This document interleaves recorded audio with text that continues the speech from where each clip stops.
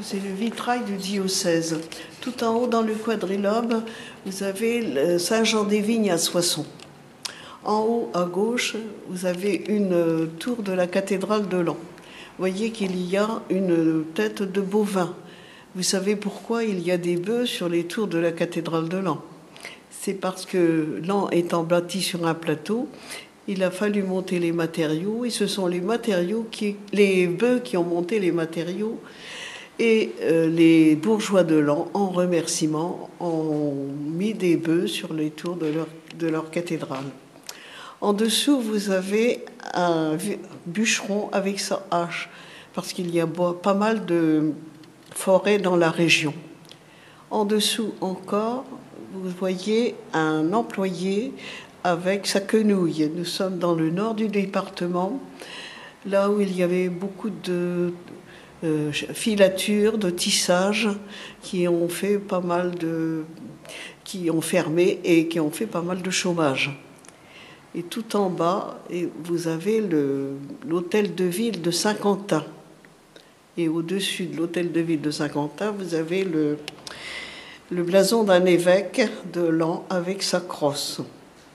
Tout en haut à droite, c'est une église fortifiée de Thiérache. En dessous, un éleveur avec sa brebis sur les épaules.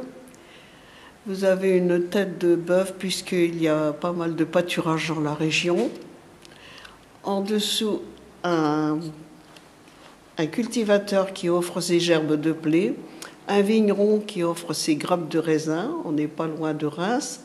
Et puis les croix blanches, ce sont les croix des cimetières militaires qui sont sur le chemin des Dames, à proximité de Liesse.